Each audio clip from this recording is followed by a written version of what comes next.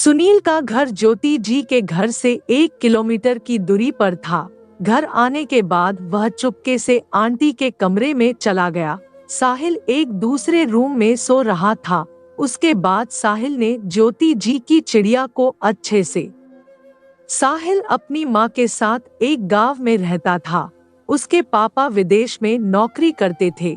साहिल लगभग 18 साल का था और साहिल की माँ ज्योति जी की उम्र लगभग 40 साल की थी, पर ज्योति जी दिखने में बिल्कुल नई उम्र की औरत लगती थी। वो बहुत ही खूबसूरत थी। एक दिन साहिल का दोस्त सुनील उसके घर आता है।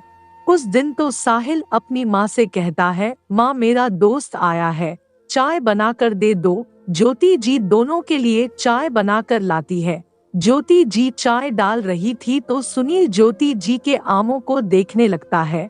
अब ज्योति जी समझ जाती है कि सुनील मुझे किस नजरों से देख रहा है, पर साहिल की वजह से सुनील को वो कुछ नहीं कहती है।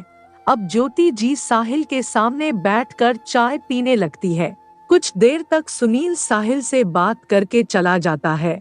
जब सुनील जा रहा होता है तो वो ज्योति जी को मुस्कुराकर देखता है, जिससे ज्योति जी समझ जाती है कि सुनील मुझे डोरे डालने की कोशिश कर रहा है। अगले दिन सुनील फिर से एक बहाने से साहिल के घर पर आता है और कहता है कि कल मैं पार्क में टहलने जा रहा हूँ, तुम भी चलना और अपनी मम्मी को भी साथ ले चलना, वो घर पर अकेली रहकर बोर हो जाती होंगी। साहिल ने कहा, ठीक है, तू सही कह रहा है। अगले दिन साहिल, सुनील और ज्योति जी तीनों लोग पार्क में टहलने जाते हैं। वहां जाकर वह तीनों खूब मजे करते हैं, पर साहिल ज्यादा चल न पाने की वजह से वो एक बेंच पर बैठ जाता है और ज्योति जी और सुनील दोनों साथ साथ टहलने लगते हैं। तभी सुनील ज्योति जी को अपनी दिल की बात बता देता है कि वो साहिल और तुम्हें इस पार्क में क्यों लाया है, और वैसे भी ज्योति जी का पति विदेश में रहने की वजह से वो इन सब चीजों से दूर थी और वो कब तक अपने आप को बर्दाश्त करती। उसका पति पिछले 2 साल से घर पर ही नहीं आया था। ऐसी बातें होने के बाद इतने में साहिल भी पीछे से आ गया और बोला, मम्मी अब हम थक गए हैं, चलो वापस घर चलते हैं।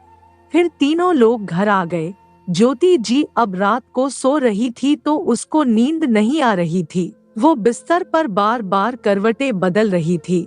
तभी अचानक उनको सुनील की बात याद आने लगी जो उसने पार्क में हाथ पकड़कर कहा था। ज्योति जी ने सुनील का नंबर लगाया और बोली, सुनील क्या कर रहे हो?